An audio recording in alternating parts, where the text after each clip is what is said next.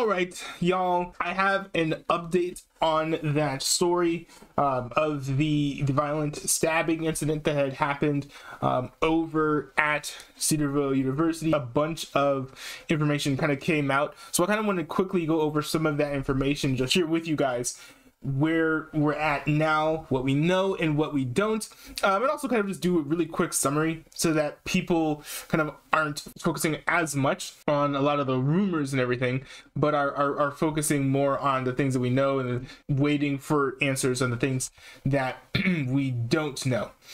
So one of the first bits of information that came out was the 911 call of the incident that was released, and there's like full audio, and I'll go ahead and play it because it doesn't include any identifying information or anything. 911 location emergency.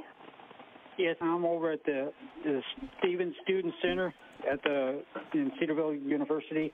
Okay. I need some help over here. There's been a stabbing. A stabbing? And, who stabbed who? A young lady stabbed another student. How bad's the injury? I'm not too sure. He's bleeding. It's a male? Yeah, it's a male. What part of his body is he stabbed?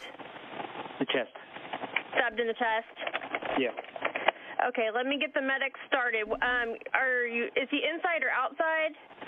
Inside the SSC, going the entryway facing the HSC. Okay. All right, we're getting help to you right away. Is he awake? Yes, he's conscious. Is he breathing? Yes. Okay, where's the girl right now? She's in front of me right now. Okay, is she being cooperative with you? Yeah, she's sitting on the ground. 251 North Main Street. What's her name? I'm not too sure. Okay. Critical care. All right. Does she have any more weapons? No. So what happened? Like what provoked this? I'm not too sure. You would have to ask him and ask her. Okay. Campus safety is coming to you as fast as they can, and so are our medics. Okay. Please just flag them down. I'm going to stay on the line with you until they're there. Okay, I see campus safety right now. Okay, perfect. I'm trying to flag them down. Okay. Is he still awake? Yeah, he's still conscious. Okay. Yeah, they're here right now. Okay. All right, I'll let you go then. So certainly, good on him for, calling 911 in what I assume is a timely manner.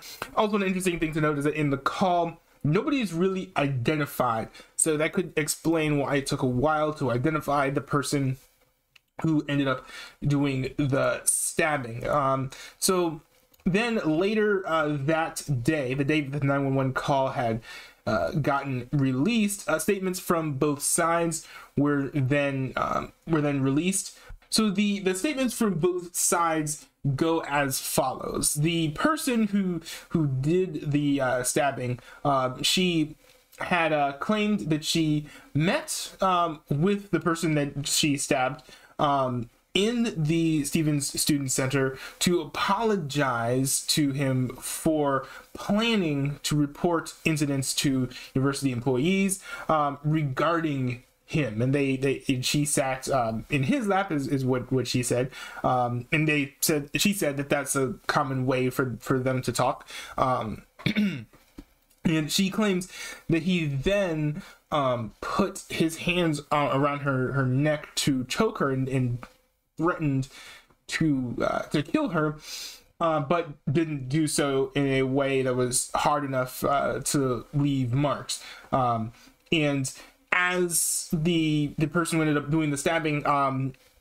claims that she was having trouble breathing, she decided to reach into her pocket, intending to grab a phone, but actually grabbing a knife. And then when the victim went and pulled out the phone to check the time, the individual who went and did the stabbing got up, turned, and then stabbed him in the chest, and then grabbed his phone so that he couldn't call 911. Another thing that's listed in the article as well is that the phone was found broken in like broken in half. So that could be where that tampering with evidence charge comes from. Because if it's not that, I really am having trouble seeing what that would be from. But that's just my own opinion. I've been kind of inserting there. Now, the investigators also spoke to the stabbing victim, and he didn't really have nearly as much to say. All he had said, or at least all that was listed in the affidavit, is that he claims that he had not choked her, but rather put his arms around her shoulders to relieve her anxiety during the conversation. That's pretty much all that he had said. So those are basically all of the updates that we have, and kind of before I wrap this up, I certainly would like to kind of give a breakdown of what we do know and what we don't know. I know there's a lot of speculation about the situation, and I think a lot of the ways that people are leaning into some of the speculations are, in a way, they're getting a bit out of hand. And while I think it's certainly fine for people to ask questions or things, I don't think that it's fine for people to assume that certain things are true when we don't really have all the evidence for that. So I just want to like break down what we know, what we don't know. And again, it's fine to ask questions. Don't be afraid to ask questions or talk about the situation. But at the same time, be aware that there are a lot of things that just haven't been confirmed yet. So certainly keep that in mind as you have conversations regarding this. So now here's what we know. So we know that the man who was stabbed has been released from the hospital, that the woman who did the stabbing has been charged with felonious assault and tampering with evidence.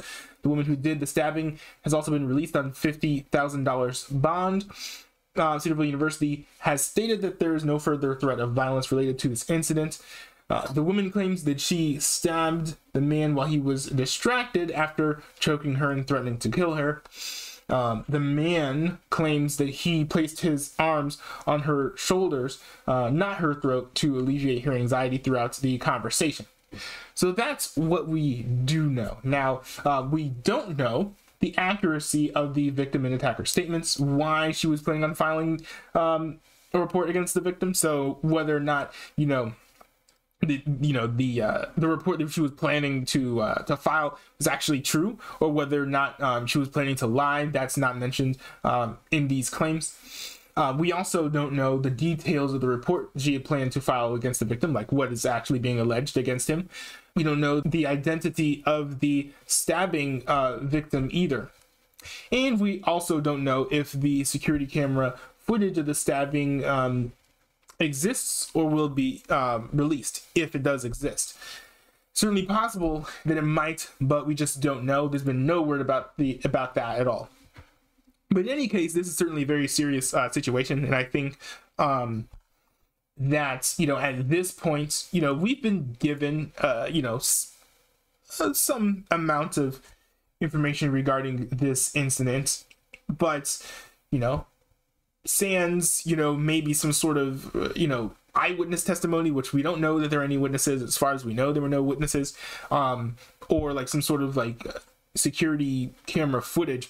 There isn't really like a whole lot of more evidence that we could particularly ask for, so we just have to wait for the justice process to bear itself out. We do know that there is another court appearance that's going to occur. We don't know when that's going to happen. So hopefully in this whole situation, justice ends up being served. We still don't 100% know who was in the right, who was in the wrong. But one thing that is the case is that she did end up getting charged. So that does mean that law enforcement probably found some sort of evidence that could indicate that she was guilty of what they charged her of, but we don't know 100% sure if that's true or not. And just in general, we don't know the the accuracy of everything. Not everyone who's charged is guilty, so that's also something very important to keep in mind. Another thing to keep in mind is the families of everyone involved. Certainly to some extent, the family of the person who ended up doing the stabbing, because they got her out on $50,000 bail, so that's got to be a lot of money, and hopefully that's something that they can recover and recuperate from financially.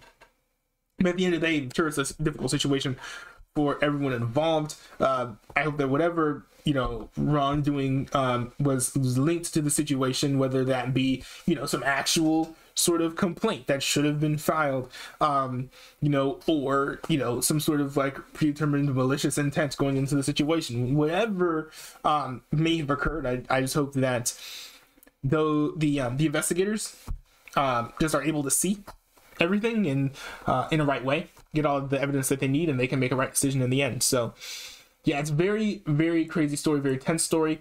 And, you know, unfortunately, I don't know how many more answers that the student body is going to get, but yeah, we'll have to see. Another thing would be interesting to see is how long it will take for the victim to be identified. As far as we know, the victim has not been, you know, officially identified. There's some very intense theories about who the individual is, and, you know, the circumstances that person might have been in. So I'm sure a lot of people in the comment section are going to be talking about that. But yeah, in the meantime, prayer is certainly warranted. And I hope that, you know, you guys have conversations about this, and also are, you know, in light of this, doing what you can to take steps to make sure that you're safe on campus, but at the same time, you know, making sure you're not rushing to judgment, you know, based on things that we don't know for sure. So that's pretty much all that I have. You know, regarding this situation, I'll be keeping an eye on it, but I mean, don't expect me to run around making videos about this every day. I'll just update things as, you know, there are big, major developments, such as a lot of, you know, new information coming out on this scenario. So yeah, pretty much all I have.